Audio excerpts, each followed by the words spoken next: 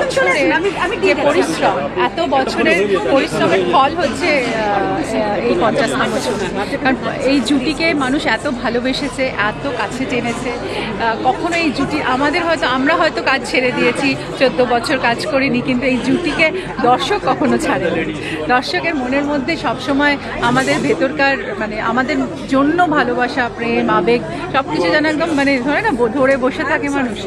বারবার ভেবেছে যে এরা কখন স্ক্রিনে আসবে। তো সেইভাবেই পরিচালকরাও সেইভাবে আমাদেরকে নিয়ে এসছে।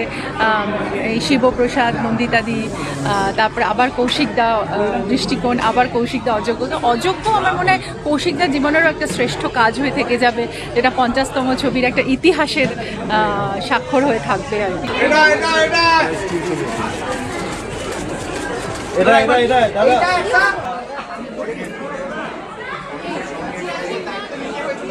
কৌশিক গাঙ্গুলির ছবি মানেই কিন্তু একটা আলাদা ধরনের ধাঁচ কিন্তু থাকবে, সেটা প্রত্যেকেই জানে। কারণ যারা যারা কৌশিক গাঙ্গুলির ছবি পরিচালনায় ছবি যারা যে সমস্ত দর্শকরা দেখেছেন তারা বুঝতেই পারছেন কীরকম ছবি হতে পারে।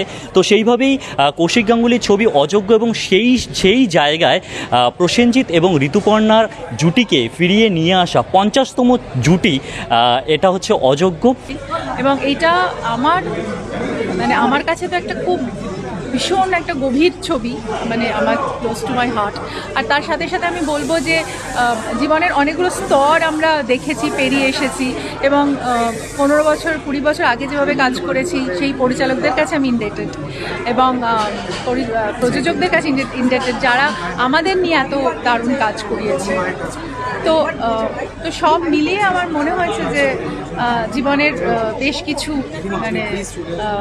বেশ কিছু অধ্যায় যেন খুব চ্যালেঞ্জের সাথে কাটিয়েছি। তো আমি চ্যালেঞ্জ নিতে ভয় পাই না, এবং আমি মনে করি যে আমার প্রত্যেকটা কাজ আমাকে যেন চ্যালেঞ্জ করে।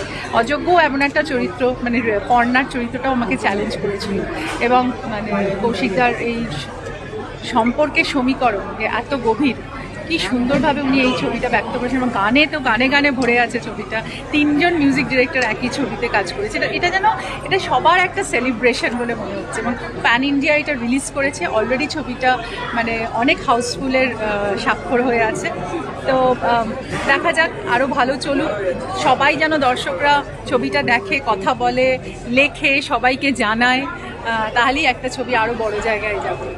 তোমার 30 বছর এখানে, তো ইন্ডাস্ট্রিতে 30 বছর ফিরে দেখা কিছু মুহূর্তের কথা যদি একটুখানি, এখন এই মুহূর্তে 50তম তোমাদের একসঙ্গে সেরা জুটি নিয়ে ছবি, একটু জানতে চাইবো যে তোমার ফিরে দেখা 30 বছরের কিছু মুহূর্তের কথা। ফিরে দেখা 30 বছর অনেক মুহূর্ত আছে, সেই স্বপন সাহা থেকে শুরু, নাগপঞ্চমী বিজয় রেড্ডি থেকে শুরু, যেটা 9টা ল্যাঙ্গুয়েজে সুপারহিট হয়েছিল যেই ছবিটা। তারপরে আমাদের প্রভাতদার সাথে কাজ করেছি, হরনাথ চক্রবর্তী, শ্বশুরবাড়ি জিন্দাবাদের দারুণ মুহূর্ত আমরা পেয়েছি।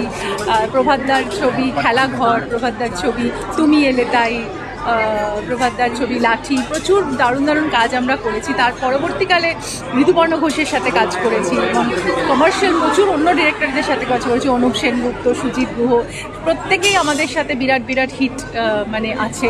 তারপরে আমরা দুজনে যখন অন্য ধারার কাজ করেছি, ঋতুদার সাথে কাজ করেছি।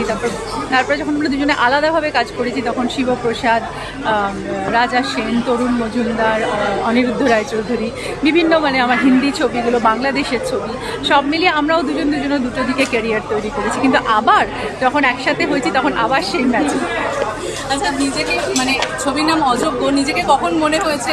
জীবনের প্রত্যেকটা মানুষেরই মনে হয় যে এই ক্ষেত্রে হয়তো অযোগ্য হয়ে রইলাম, এরকম একটা মজার ক্ষেত্রেই বলো, মজা হিসাবে, বা যে কখনো মনে হয়েছে এরকম নিজেকে খুব অযোগ্য বা অসহায়? জীবনটা রোজই একটা যোগ্য অযোগ্যতার খেলা। আমার যোগ্য মানুষ যোগ্যতা প্রমাণ। আজও তো কখনো আমরা যদি কিছু একটা করি, সেটাতে মানুষ আমাদের অনেক ট্রোল করে, অনেক কিছু বলে, আমাদের যোগ্যতা নিয়ে প্রশ্ন তোলে, কিন্তু তাতে আমি দমে যাই না বা থেমে যাই না।